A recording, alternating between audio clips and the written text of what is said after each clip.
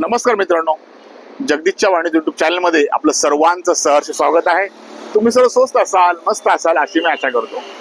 मित्रांनो, आज आपण बोलणार आहोत माणसातली भोंदूगिरी।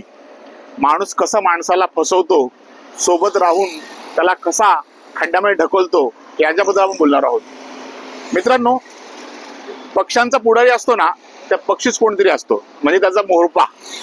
जर चिमणी असेल, चिमणीतला एखादा त्यांच्यातला एक मेन असतो, किंवा कबूतर असेल तर कबूतरला एक त्यातला एक मेन असतो। तर एखाद्या पक्षात हवा येऊन असा बसला, त्यातला एक उडला की सगळे उडतात, म्हणजे त्यांचा पुढारी त्यांचे असतात ते, आणि त्यांच्यामुळे त्यांचा काही घात होईल असं काही वाटत नाही। पण मित्रांनो, सांगायचं झालं, आपली गाय आहे, शेळ्या आहेत, मेंढ्या आहेत, म्हैस आहे, बैल आहे, यांचा पुढारी कोण असतो? यांचा पुढारी उभ्या माणसातला कोणतरी असतो। उभ्या माणसातला कोण म्हणजे एखादा माणूस असेल।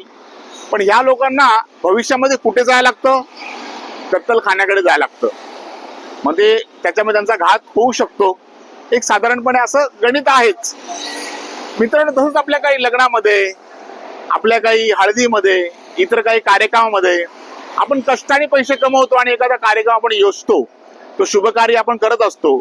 त्यामुळे असाच कोणीतरी भोंदूगिरी आपल्या नात्यातला दूरचा कोणीतरी येतो आणि सांगतो की तुम्हाला काहीतरी नड आहे, तुम्हाला काहीतरी अडचण आहे, तुम्हाला काहीतरी बाधा आहे, म्हणून तुम्ही काय करा, मी सांगेल तसं करा, असा तो उपचार सांगतो।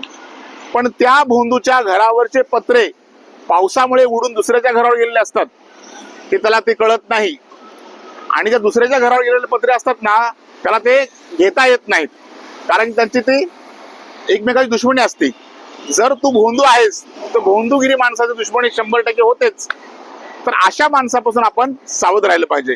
मी मित्रांनो तुम्हाला उदाहरण दिले की कत्तल, ज्या शेळी, मेंढी, गाय, बैल यांचा मोरप्या कोण असतो? उभ्या माणसातला एक कोणतरी असतो, म्हणून यांना धोका होऊ शकतो।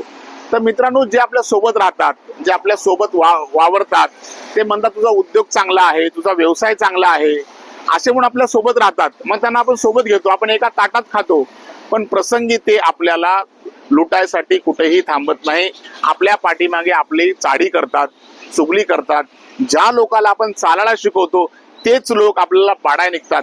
त्यांच्या स्वतःच्या घरामध्ये उजेड करण्यासाठी दुसऱ्याच्या घराला आग लावतात। मित्रांनो, ह्या सगळ्या गोष्टी ह्या व्यवहारामध्ये होत असताना, व्यवहारात ती गोष्टी चालत असताना कधी ना कधी, कुठे ना कुठे अशा लोकांचा आपला संपर्क आलेला असतो।